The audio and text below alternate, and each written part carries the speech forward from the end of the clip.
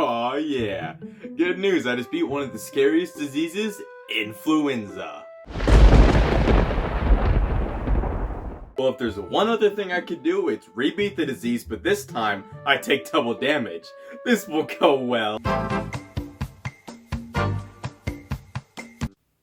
Probably was my best idea.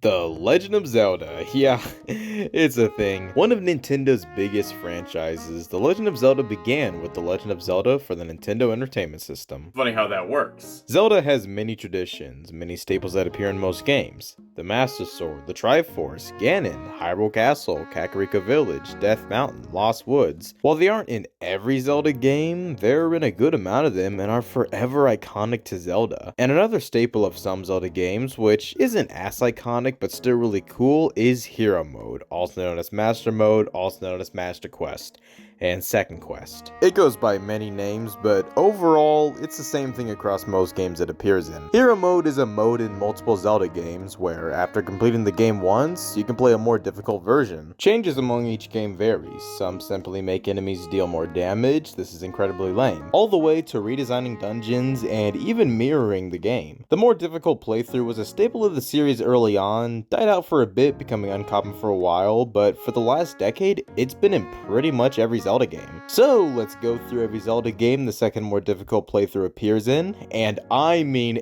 everyone. The mainline games, the remasters, the spin-offs, and even the obscure shit that only losers know about. I'm gonna go through it all in order of each game's release, starting with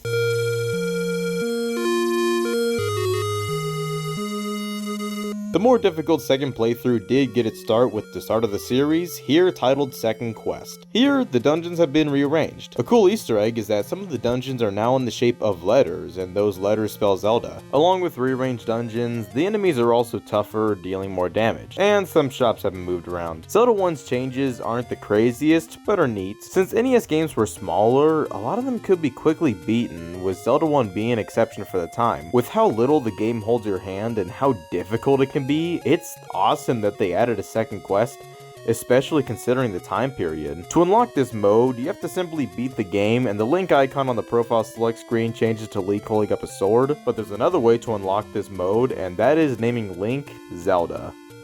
That's a horrible idea. Imagine some kid, let's call him Joe because I've never heard of a kid named Joe. Let's imagine in the 80s, Joe is at the playground with his friend, and his friend tells him about this awesome game where you explore a huge world and fight monsters to save a princess. Joe thinks that game sounds awesome, so he scrounges up all his allowance money, buys the game, and pops it in his NES, where he is then presented with the ability to name his character. Now Joe has no clue Link's name is Link, and assumes it's Zelda because, well, that's the name of the title. So he names Link Zelda, then starts the game and is instantly just obliterated by every enemy, souring his whole experience with the game. And 41 years later, when he's a father of 2 and his kid asks for Breath of the Wild for Christmas, he gets flashbacks and now must go to therapy because of his accidental second quest experience. Long story short, Zelda 1.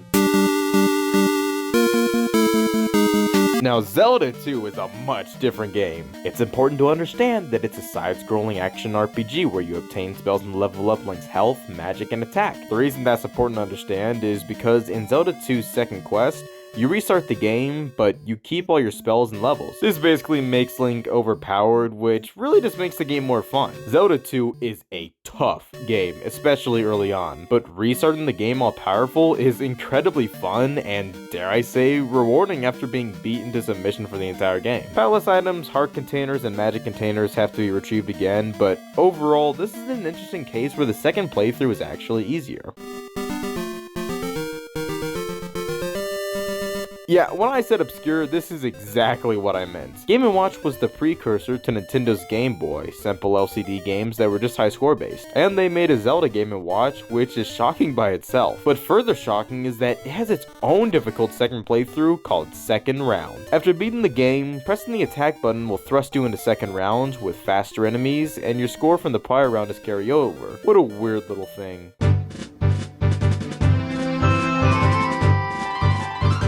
Ocarina of Time is an interesting scenario in which its second playthrough wasn't a part of the original release. After Ocarina of Time was released, the Zelda team was brainstorming ways in which they could reuse Ocarina of Time's content. Now, a brief history lesson. The Nintendo 64 was supposed to get a disc drive add-on, the Nintendo 64 DD. This would use discs to enhance certain games, and it was released in Japan, but it flopped, never left Japan, and most games in progress for the add-on were either cancelled or put on different systems. So back to the Zelda team brainstorming ways to reuse Ocarina of Time content. One of the concepts was Zelda. It would have been for the Nintendo 64 DD and would have been Ocarina of Time's difficult second playthrough. However, the Nintendo 64 DD failed, and instead of making Zelda next, they made Majora's Mask. But the Wind Waker was released in 2003, and for pre-ordering, you would get a special GameCube game, Ocarina of Time, along with the Ocarina of Time Master Quest on a GameCube disc. Ocarina of Time Master Quest changes are mainly the dungeons being remade, becoming more difficult. Some tough enemies also appear earlier, and some gold Skulltula tokens are moved around, but besides that, not too much has changed. The Master Quest for the Nintendo 64 version of Ocarina of Time has only ever been officially released on the GameCube disc. However, there are some bootleg Nintendo 64 cartridges with the Master Quest, which I think is really cool. Wind Waker was called Second Quest and is one of the most interesting difficult second playthroughs, and according to Zelda Wiki, none of the changes really affect the difficulty. Instead, throughout the whole game, Link wears his Outset Island attire and Aero wears her pirate attire. Also, Link starts with the deluxe Picto Box and all figurines he had when completing the first quest. So I'd say this is more like a New Game Plus for Wind Waker instead of a Master Quest. Besides that, spoken Hylian text is also translated and some treasures are also moved around a bit. Fun.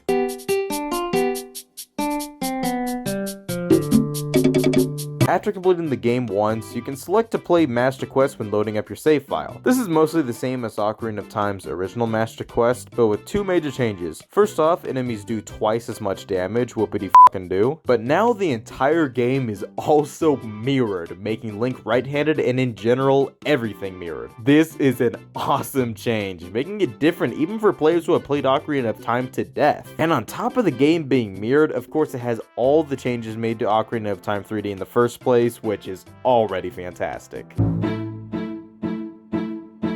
Skyward Sword was the first time the term Hero Mode made an appearance, and it made a ton of changes. Most notable is that enemies do double damage, and hearts no longer appear in the game by default. Only when you equip the heart medallion will hearts spawn, making the game a lot more difficult. And the stamina and oxygen gauge deplete twice as fast. Now, Skyward Sword is a bit like Zelda 2 in the sense that there are some benefits. First off, Link keeps the treasure and bugs from his first playthrough, which is nice. Also, hints from Sheikah Stones are all available from the start. Cutscenes can also be skipped, and the Skyward Strike charge time has been lowered. So while the game is much harder, since there are by default no hearts in the open world, there are some benefits making it a bit more balanced and a bit more fun.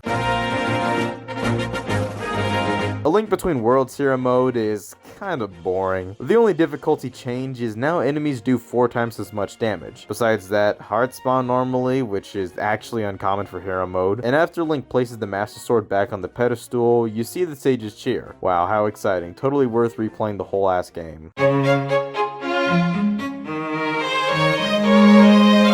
In Wind Waker HD, Hero Mode can be selected from the start and can actually be turned on and off at any point in the game. But it's not that exciting. Enemies do double damage and hearts don't spawn. How incredible. Wind Waker's second quest was incredibly unique, so it's a shame that we don't really see that in Wind Waker HD.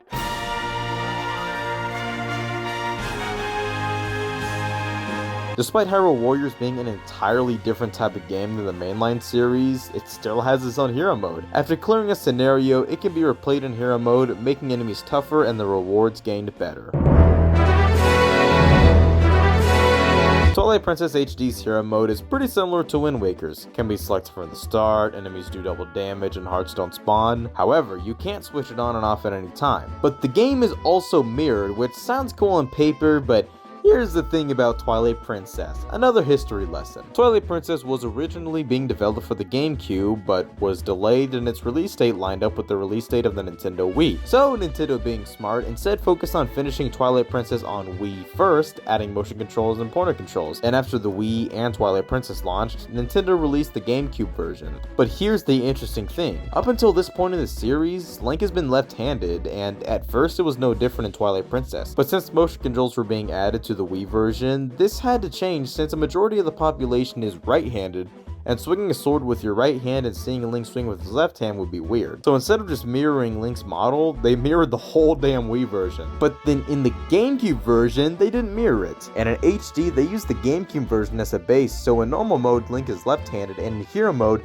Link is right-handed. Now, I assume the point of mirroring the game in hero mode is to make it feel different, but for those who first played the Wii version, hero mode is what's familiar to them, which is goofy since it seems to go against the point of making the game feel different. But by default, it's just mirrored and enemies do more damage. However, you can make it even harder with the Ganondorf amiibo. Scan this bad boy and enemies do even more damage for the hardest playthrough possible. Yeah, please kick the shit out of me. Breath of the Wild has Master Mode, which isn't included in the base game. Rather, it's a part of the DLC. First off, of course, enemies do more damage and take less, woo. But also, enemy tiers have been increased. There are 4 enemy tiers based on color in the base game. Red, blue, black, and silver. Here, they got rid of the red tier and instead added a gold tier. So all enemies gained a tier. Red bokoblins became blue bokoblins, and silver Lionels became gold Lionels. Also, if you don't damage enemies consistently enough, they'll start regaining health. It's definitely more challenging, but I didn't find Master Mode crazy difficult, mainly because of how easy Breath of the Wild can be. Don't get me wrong, this can be a hard game, but you eventually get good at it, and it's really not hard. Flurry rushes and shield parrying make combat a breeze, so once you've mastered those, a Lionel isn't shit. Yeah, the Guardian Blast can do significant damage, but once you've mastered parrying Guardian Blasts, it's not that difficult. That being said, I love Master Mode here. To me, Breath of the Wild is the most replayable Zelda game with its non-linearity, so it's awesome to have a more challenging version. It's a bit lame it's locked behind DLC, but the rest of the DLC is already fantastic, so at the end of the day, it's no big deal. In the Link's Awakening remake on Switch, hero mode can be played from the start. Pretty standard stuff here, no spawning hearts, enemies deal double damage, and this time, mini-bosses no longer drop fairies when defeated. Simple, but still a fun version. Skyward Sword HD's hero mode changes are just the changes made to the base game. Whoa. And that is all of the hero modes or second quests or master modes or master quests, all of those for Zelda games. But what about a Zelda themed Game & Watch? This is the Legend of Zelda Game & Watch, released in 2021 to commemorate the 35th anniversary of the Zelda series. It includes Zelda 1, 2, and Link's Awakening. 1 and 2 have their standard second quest versions, but also included is a remake of the Game & Watch game Vermin. There are 2 base game modes, but a third can be unlocked, which is kind of a hero mode type option. Please just hear me out. In Vermin, you play as this monstrosity and have to hit these vermin as they try and come above ground. Fail to stop 3, the game's over. They get progressively faster. But on the title screen, if you hold down A for 5 seconds, you're taken to game C where you can't fail or else the game's over. And they're all super fast from the start. This is my favorite mode. It's fast, stressful, but also super fun. Okay, I think I finally got all of them. Except for the CDI games. But I'm not gonna play those. Yet. And that is hero mode in all the Zelda games. Some of them could be lame, but at their core, it's cool that Nintendo included a second, more difficult playthrough of the Zelda games in most games. And hey, sometimes they made new dungeons and flipped the maps and made a bunch of other changes that kind of make it its own separate game. It's a really neat thing, and with Tears of the Kingdom just around the corner, I'm really excited to see what Nintendo does for Master Mode in Tears of the Kingdom. But ultimately, I just hope it's a bit harder than it usually is.